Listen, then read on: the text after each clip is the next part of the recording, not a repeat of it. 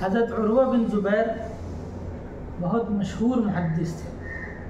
حضرت عائشہ رضی اللہ تعالی عنہ کے بھانجے تھے، اور ان کے بارے میں آتا ہے کہ یہ صبر و استقامت کے پہاڑ تھے۔ ایک مرتبہ ولید بن یزید کی ملاقات کی خاطر دمشق روانہ ہوئے تو اونٹ پر سے گر گئے، پیر میں زخم آ گیا اور وہ زخم اتنا گہرا ہوتا چلا گیا کہ ڈاکٹروں نے یہ کہا کہ پیر کو کاٹ کر کے الگ کرنا پڑے گا، لیکن اس سے پہلے جو ہے نشہ آور دوا دینی پڑے گی تاکہ اس کی وجہ سے بے ہوش ہو جائے۔ تو انہوں نے کہا کہ نہیں، میں اس بات کو بالکل گوارا نہیں کروں گا کہ ایک لمحہ بھی اللہ کی یاد سے غافل رہوں، اس لیے تم بغیر بے ہوشی کی دوا دیے ہوئے اگر میرا پیر کاٹ سکتے ہو تو کاٹ لو۔ آرا گرم کیا گیا اور اسی حالت میں ان کا پیر کاٹ دیا گیا۔ تو انہوں نے کہا کہ اللہ کا شکر ہے کہ اس نے جسم کا ایک عضو لے لیا اور باقی اعضاء کو سلامت رکھا۔ ابھی پیر کاٹنے کے اس عمل سے فارغ ہی ہوئے تھے کہ ان کو اطلاع دی گئی کہ آپ کے ایک لڑکے کا انتقال ہو گیا، 4 بیٹے تھے ان کے۔ تو کہنے لگے کہ اللہ کا شکر ہے کہ جس نے ایک جان لے لی اور باقی جانوں کو سلامت رکھا۔ جو لوگ وہاں موجود تھے، خاص طور سے ولید بن یزید جو حکمران تھا، اس کو حیرت ہوئی کہ اتنی مصیبت اور تکلیف کے باوجود اس شخص کی زبان پر کوئی حرف شکایت نہیں آیا، بلکہ اس حال میں بھی اللہ کا شکر ادا کر رہے ہیں۔ تھوڑی دیر ہی گزری تھی کہ قبیلہ عبس کا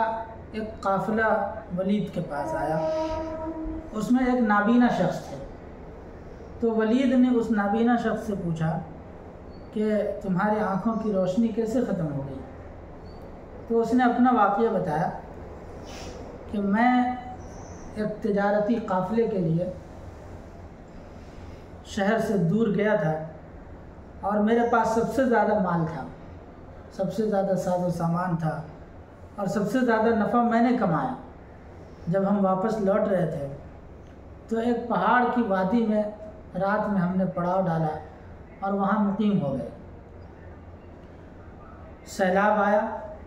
اور جتنے لوگ وہاں تھے سارے لوگ اس سیلاب میں بہہ گئے، ساز و سامان بھی بہہ گیا، سواریاں بھی بہہ گئی، صرف میں بچا۔ میرا ایک چھوٹا بچہ تھا وہ بچ گیا اور میرا ایک اونٹ تھا وہ بچ گیا۔ تو میں جو ہے اونٹ کے پیچھے دوڑا تاکہ اس کو پکڑ لوں۔ تو میں اونٹ کے پیچھے دوڑ ہی رہا تھا کہ مجھے اپنے معصوم سے بچے کے رونے کی آواز آئی، تو میں رک گیا اور میں بچے کی طرف متوجہ ہوا تو میں دیکھتا ہوں کہ ایک بھیڑیا ہے جس نے اپنے جبڑے میں میرے معصوم بچے کو جکڑ رکھا ہے، اور بچہ بے بسی کے عالم میں اس کے جبڑوں کے درمیان اس نے اپنی جان قربان کر دی اور گویا وہ بھیڑیے کے بے رحم جبڑوں میں زندگی کی بازی ہار گیا۔ پھر اس کے بعد میں سوچا کہ اب بچہ تو ختم ہو ہی چکا ہے، کم سے کم اونٹھی کو پکڑ لوں تاکہ سواری رہے اور میں پھر اپنے مقام پر چلے جاؤں۔ تو اونٹ کو پکڑنے کے لیے جب میں اس کے پیچھے دوڑا تو اس نے 2 لتی ماری۔ 2 لتی پیچھے والے ٹانگ سے جو حملہ کرتے ہیں، تو جانور اکثر پچھلا ٹانگ مارتے ہیں، تو اس نے جو ٹانگ چلایا تو میری آنکھ کی روشنی ختم ہو گئی۔